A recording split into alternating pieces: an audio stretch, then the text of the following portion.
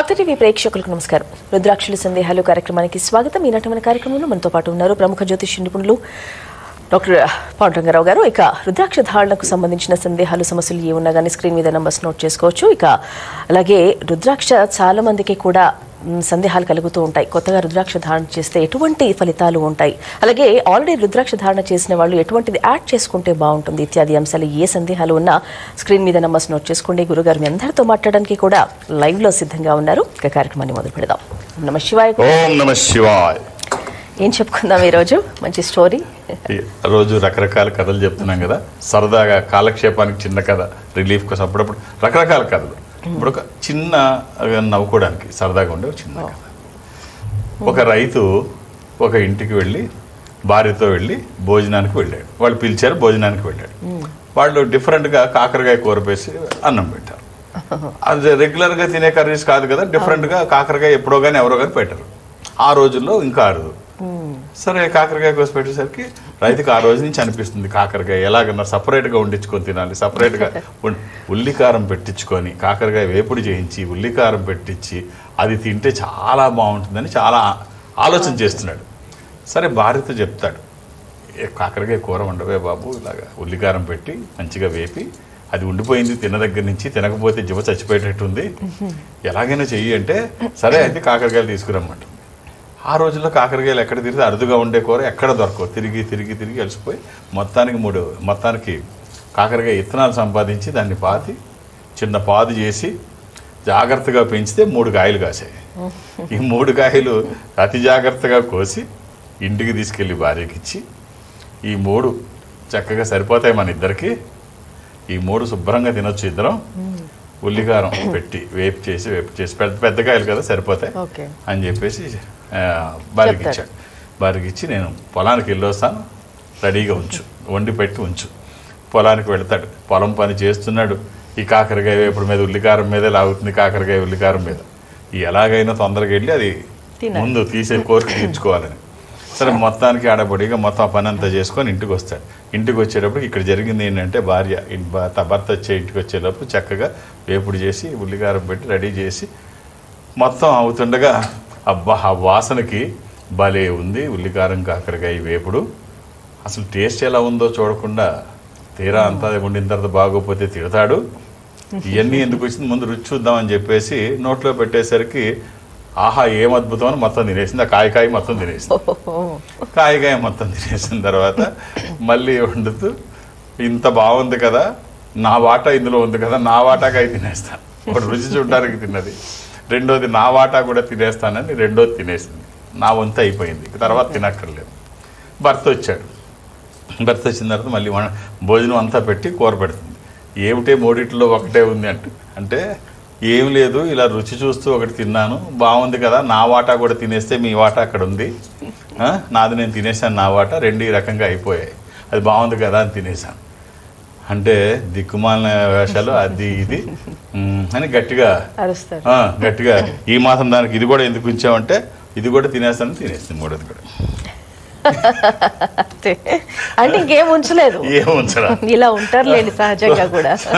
So బాగా ఉన్నసరికి ఇది కూడా తినేసి ఇది కూడా తినేకపోయి ఎందుకు ఇచ్చారు, సరే తినేస్తున్నాను, మీరే కదా తినమన్నారు.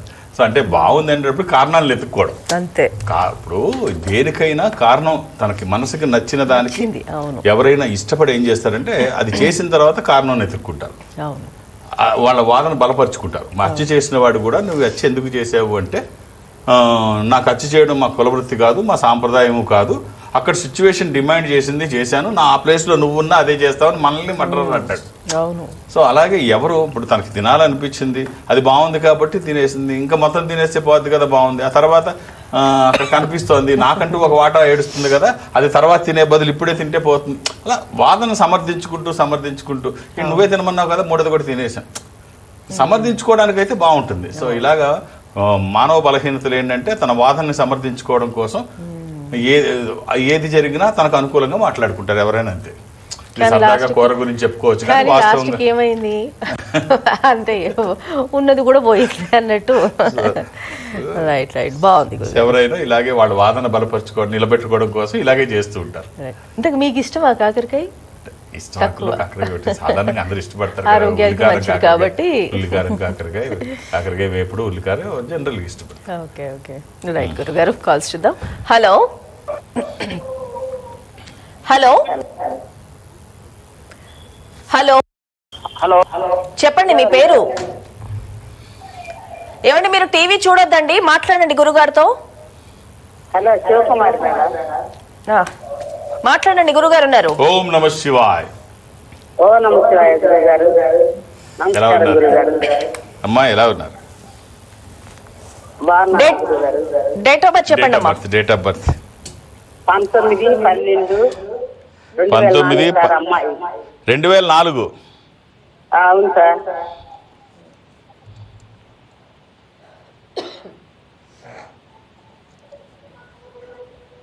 ఆదివారం పుట్టినట్టు తెలుసు అనుకుంటానమ్మా.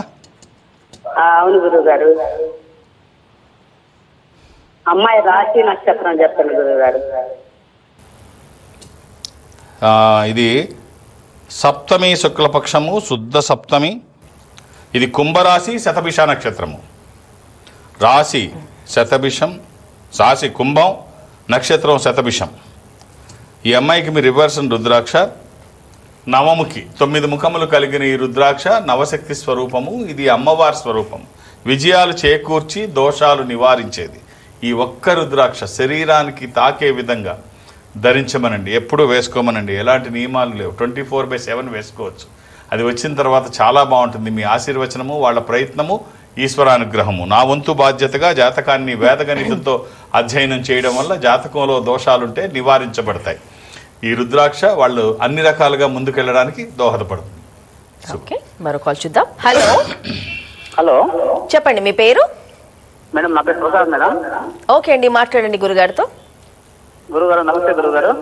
ఓం నమ శివ. ఎలా ఉన్నారు? నమస్తే, బాగున్నాను గురుగారు. చెప్పండి.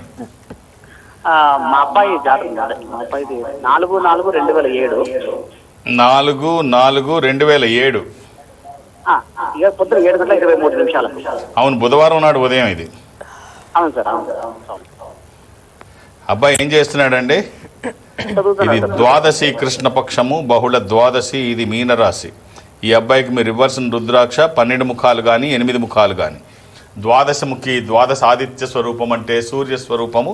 ఉన్నతమైన స్థితి కోసము, అనారోగ్య సమస్యలు లేకుండా బ్రైట్ ఫ్యూచర్ కోసము. అది కుదరకపోతే అష్టముఖి, గణపతి స్వరూపము. విఘ్నాలు లేకుండా ముందుకు వెళ్ళడానికి, నిర్విఘ్నంగా అన్ని పనులు చేసుకోవడానికి, కెరీర్ కోసము, ఎడ్యుకేషన్ కోసము, వాక్కుకి సంబంధించి, నాలెడ్జ్కి సంబంధించి.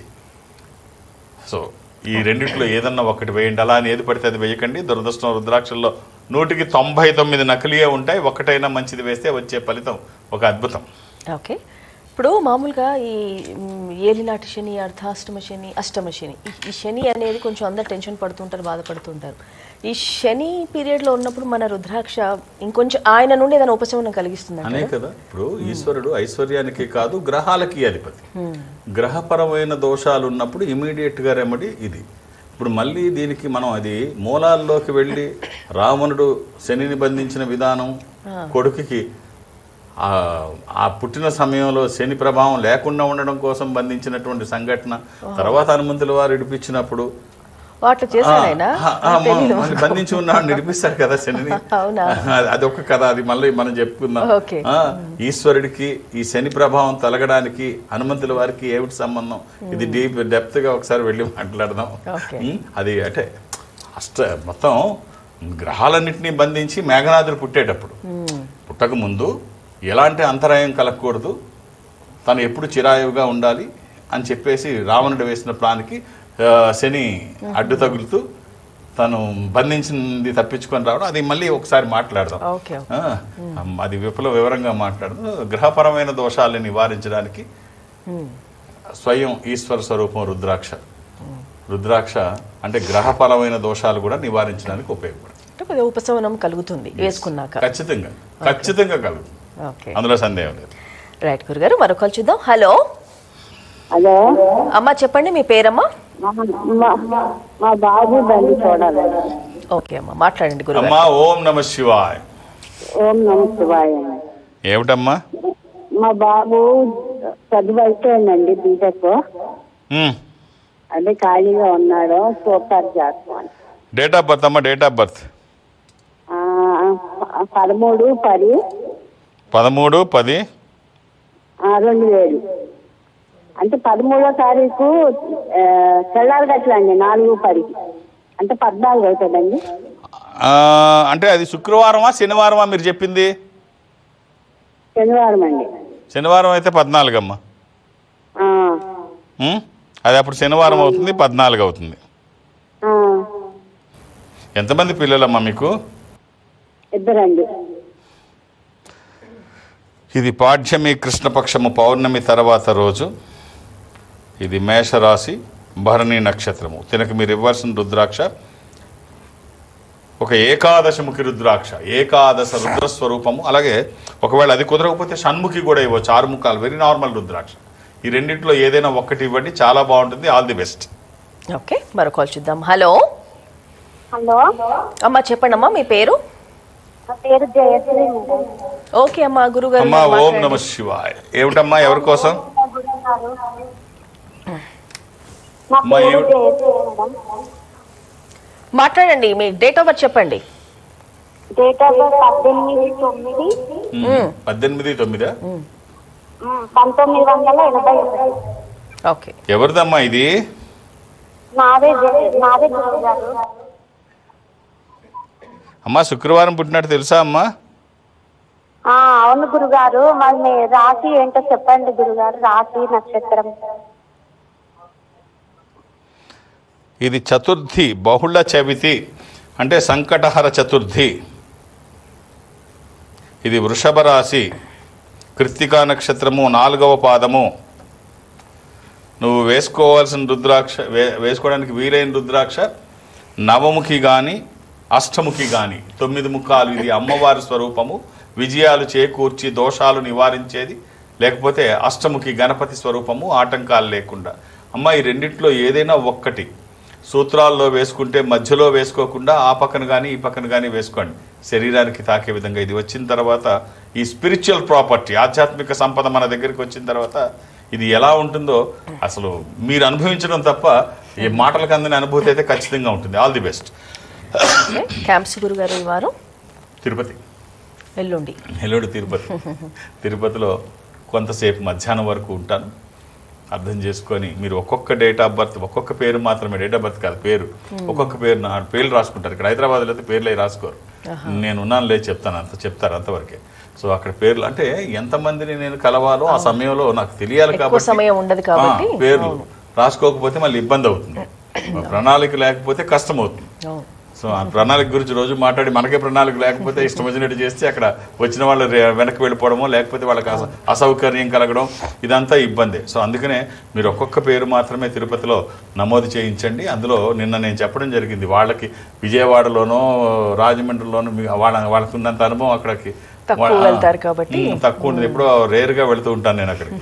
కాబట్టి మీరు అర్థం చేసుకొని వాళ్ళకి కూడా సహకరిస్తూ వాళ్ళని ఇబ్బంది పెట్టకుండా, మీరు ఇబ్బంది పడకుండా చక్కగా నాకు సమయం ఇస్తే జాతకాన్ని బాగా అనలైజ్ చేయగలిగిన అవకాశం నాకు ఉంటుంది.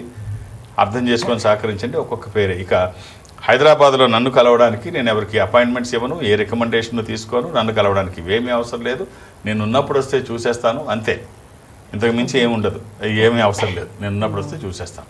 ఇక ఇంకొకటి ఇబ్బంది ఏమిటంటే మొత్తం ఇది చూసిన మొత్తం తెలుగు వాళ్ళు ఎక్కడెక్కడ ఉన్నా ట్రై చేస్తారు. ఈ అందరితో మాట్లాడడానికి సాధ్యం కాకపోవచ్చు. అప్పటికి వీలైనంత వరకు మాట్లాడే ప్రయత్నమే చేస్తున్నాను. ఎక్కడిని ఎవరు డిసప్పాయింట్ కాకుండానే చూస్తున్నాను. సో అందులో ఎవరు ఇబ్బంది పడొద్దు ఒకవేళ మాట్లాడలేకపోతే. నేను ఉన్నది ఒక్కడనే, సమయం అర్థం చేసుకోండి. ఖచ్చితంగా మాట్లాడతాను. అంత దూర ప్రాంతాల నుంచి మీరు ఇక్కడికి రాలేని వాళ్ళతో మాట్లాడే ప్రయత్నం అయితే ఖచ్చితంగా చేస్తాను. ఎక్కడైనా మిస్ అయితే ఇంకోసారి ప్రయత్నం చేద్దాం. ఇక దూర ప్రాంతాల నుంచి కూడా ఇక్కడికి రావాల్సిన అవసరం లేదు. ఈ సంస్థ అన్ని చోట్ల ఉంటుంది. మీరు అక్కడికి వెళితే వాళ్ళు మాట్లాడించే ప్రయత్నం చేస్తారు. మాట్లాడే ప్రయత్నం నేను చేస్తానంటే అది చెన్నై కావచ్చు, బెంగళూరు, విశాఖపట్నం, విజయవాడ, తిరుపతి, రాజమండ్రి, శ్రీశైలం, వేములవాడ, కాళహస్తి, ఇలా ఎక్కడికన్నా మీరు అక్కడికి వెళితే వాళ్ళు ఒక స్పెషల్ స్క్రీన్ ముందు కూర్చోబెట్టి ఒక స్పెషల్ రూమ్లో ఇక్కడ నేను కూర్చొని మాట్లాడతాను. మనం ఎదురుబెదురుగా కూర్చొని హైదరాబాద్ వచ్చినట్టే ఉంటుంది. మీరు అక్కడి నుంచే మాట్లాడవచ్చు. టెక్నాలజీ అలాగా మనం ఉపయోగించుకోవచ్చు. ఆ రకంగా నన్ను కలిసిన, డైరెక్ట్గా హైదరాబాద్ వచ్చి నన్ను కలిసిన, లేదు తిరుపతిలో ఎల్లుండి నన్ను కలవాలని అనుకున్నా, ఒక్కొక్క డేట్ మాత్రమే, ఒక్కొక్క ఇది మాత్రమే ఇవ్వండి, చూడడానికి అవకాశం ఉంటుంది. ఓకే, మరో కాల్ చూద్దాం. హలో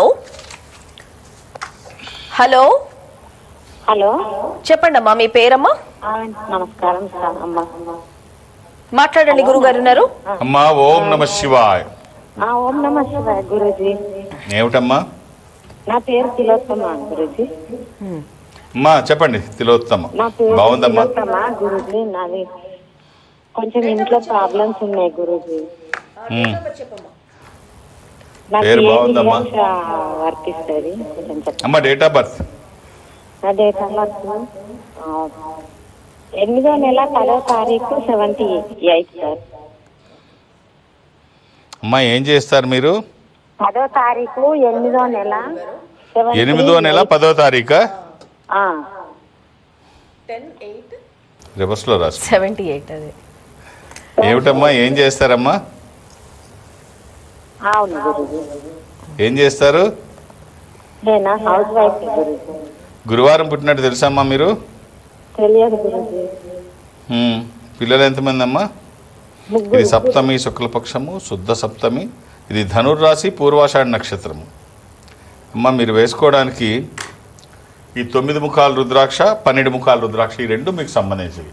ద్వాదశముఖి రుద్రాక్ష, ద్వాదశ ఆదిత్య స్వరూపం అంటే సూర్య స్వరూపం. ఉన్నతమైన స్థితి కోసము, అనారోగ్య సమస్యలు లేకుండా బ్రైట్ ఫ్యూచర్ కోసం.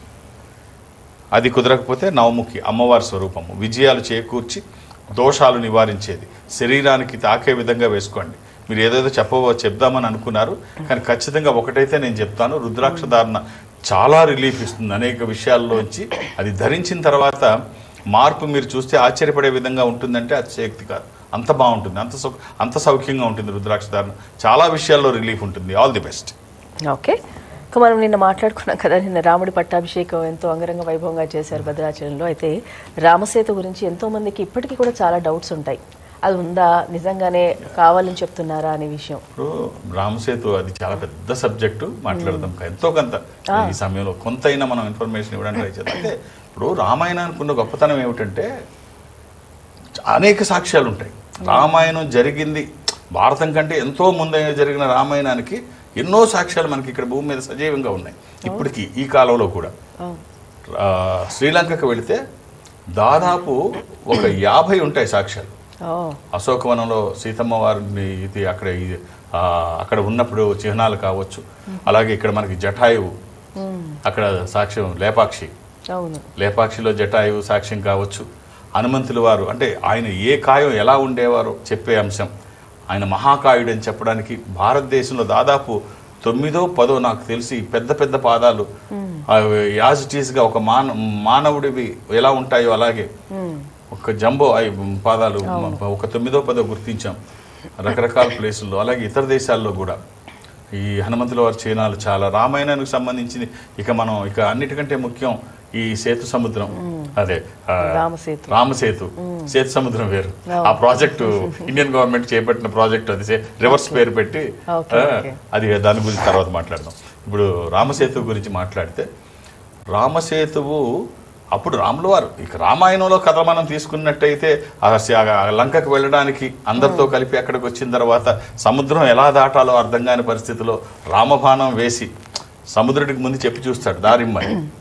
ఆయన ఏం పట్టించుకోడు. అప్పుడు రామబాణాన్ని తీసి ప్రయోగించాలనుకుంటే అప్పుడు సముద్రుడు వచ్చి, రామ అంత పని చేయకు, నా కర్తవ్యాన్ని నిర్వర్తిస్తున్నాను, నీకు ఒకవేళ వారధి నువ్వు అక్కడికి దాటాలి వెళ్ళాలి అంటే వారధి ఒక్కటే మార్గం, నేను సహకరిస్తాను, నీకు అక్కడ నలుడు నీళ్లుడు ఉన్నారు, వాళ్ళు అద్భుతమైనటువంటి పనిమంతులు, మంచి ఇంజనీర్స్, వాళ్ళ సహకారం తీసుకో, ఇంతమంది నీకు సేన ఉంది, వాళ్ళందరూ చేయగలరు, నేను నా సహకారం పూర్తిగా ఉంటుంది కాబట్టి నువ్వు సముద్రాన్ని డ్రై చేయక్కర్లేదు, సముద్రం మీద వంతెన కట్టి వారధితో వెళ్ళిపోవచ్చు.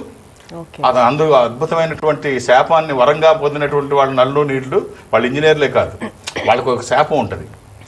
పాత అది ఇంకొక రోజు ఎప్పుడైనా గుర్తు చేయి. Okay. అంటే నలుడు నీరుడు మునీశ్వరులు అందరూ తపస్సు చేసుకుంటే వాళ్ళ వస్తువులన్నీ తీసుకెళ్లి నీళ్ళల్లో పారేస్తుంటారు, అల్లరి చేస్తూ అల్లరి ఎక్కువ చేస్తూ పారేస్తుంటే వీళ్ళని ఏమనలేక అప్పుడు వీళ్ళని శపిస్తారు, మీరు ఏం వేసినా నీటిలో తేలిపోద్దని, మునిగిపోదని. దాన్ని ఆ శాపాన్ని వరంగా మలుచుకొని ఇప్పుడు ఆ రాళ్ళని నలుడు నీళ్ళతో తాకించి ఇక్కడ వేస్తే అవి ములగవు. ప్రతిదానికి ఒక రీజన్, ప్రతిదానికి ఒక రీజన్, ఏదో ఒక కారణం లేకుండా ఏం ప్రతిదానికి లింకప్ అయి ఉంటుంది.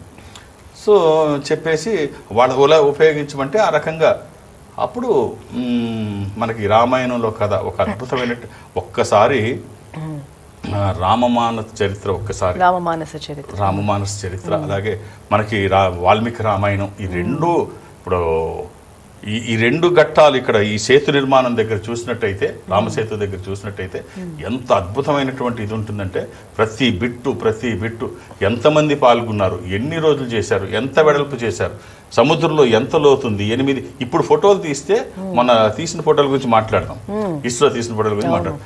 ఎంత చక్కగా అంటే 30 అడుగులు పైనుంచి కట్టారంటే సముద్రం దీనికి కింద నుంచి. వాళ్ళు 8 మీటర్లు అని వాళ్ళు చెప్తున్నారు, 8 మీటర్లు 30 అడుగులు రెండు ఒకటే. ఆ పైనుంచి సముద్రంలో మట్టానికి 30 అడుగులు పైనుంచి అది కట్టారు.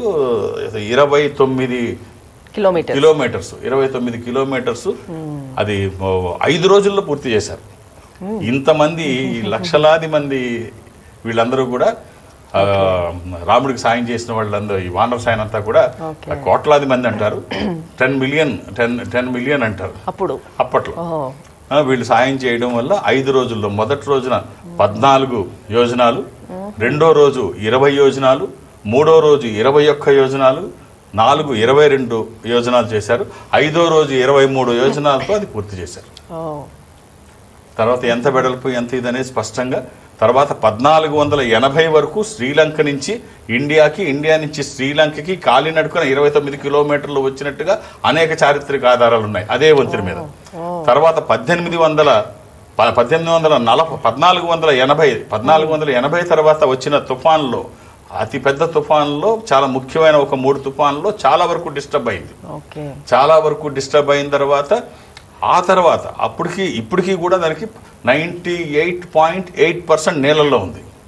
98.8% నీళ్ళల్లో ఉంది.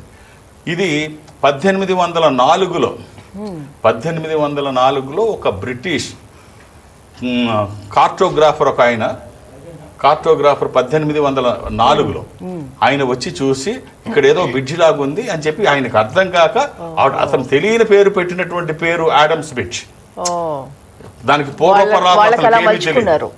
పూర్వపరాలు ఏమీ తెలియకుండా ఇక్కడ బ్రిడ్జ్ కనబడుతుంది కాబట్టి దీన్ని ఆడమ్స్ బ్రిడ్జ్ అని చెప్పి నామకరణం. తర్వాత అతను దాని పేరు చెప్పాడు. ఈ ఆడమ్స్ బ్రిడ్జ్ పూర్వం మనకి చారిత్రక ఆధారాలు లేవు అని చెప్పేసి ఎవరికాళ్ళు అనుకున్నది ఈ ఆడమ్స్ బ్రిడ్జ్నే ఖాయంగా చేసుకుంది ప్రపంచం.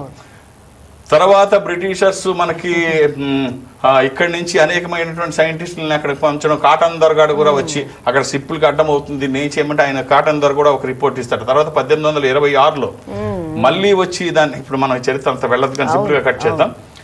లేటెస్ట్ మధ్యలో ఇక్కడ కన్క్లూజన్కి వచ్చేద్దాం. కన్క్లూజన్కి వస్తే ఐసా అనే ఒక అంతరిక్ష నౌక, ఐసా షార్ట్ 2 ఇస్రో వాళ్ళది, వాళ్ళు ఫోటో తీసి ఇది మానవ నిర్మితం అని ఖచ్చితంగా చెప్పారు. ఇది మానవ నిర్మితం, మానవులచే నిర్మించబడింది, ఇది స్వతహాగా ఏర్పడలేదు. కార్బన్ డేటింగ్లో కూడా ఆ రాళ్ళు పలానా టైంవి, అలాగే పైన ఉన్న ఇసుక మాత్రం రీసెంట్గా 4000 సంవత్సరాల క్రితం చేరింది. ఇప్పుడు వీళ్ళు 29 కిలోమీటర్లు ఏ విధంగా నిర్మించారో ఇస్రో చాలా క్లియర్గా స్పష్టంగా అన్ని సాక్ష్యాలతో, దీనిలో ఒక అంతర్జాతీయ ఛానల్ ఒకటి దాని మీద 3000 మందితో పరిశోధన చేసి అక్కడ స్పాట్లోకి వెళ్ళి ప్రతి సంఘటనని క్షుణ్ణంగా ఫోటోలు తీసి దాన్ని కార్బన్ డేటింగ్ పంపించి ఇది ఎప్పుడు చేశారు, ఇది మానవ నిర్మితమే అని ఖచ్చితంగా వాళ్ళు చెప్పారు. మనం కాదు, ఇస్రో వాళ్ళు. సో ఇది రీసెంట్ గా ఇప్పుడు 2002 నుంచి దాని మీద జరిగిన పరిశోధనలు అంతకుముందు కొట్టిపారేశారు. ఈ 24 సంవత్సరాల్లో జరిగిన పరిశోధనలు రామసేతువు నిజమే అని ఖచ్చితంగా ఇది మానవ నిర్మితమే, ఇది రాముడు నిర్మించాడని చెప్పడానికి అనేక కారణాలు చూపించారు. సో ఇంకా మనం ఇది రామసేతువు గురించి చెప్పుకుంటూ వెళ్తే ఎంత ఉంటుంది. రైట్ గురుగారు, ఈనాటి కార్యక్రమంలో చాలా మంచి విషయాలు మా అందరితో పంచుకున్నారు. ధన్యవాదాలు. ఓం నమః శివాయ. వీక్షించారుగా ఇది ఈనాటి రుద్రాక్షుల సందేహాలు కార్యక్రమం. మరో కార్యక్రమంలో మళ్ళీ కలుసుకుందాం. నమస్కారం. Indo Nepal Rudraksha organization, Jubilee Hills, road number 45, మరియు సోమాజిగూడ హైదరాబాద్. సంప్రదించాల్సిన ఫోన్ నంబర్స్ 9118845678, 9177778855, 8186899997,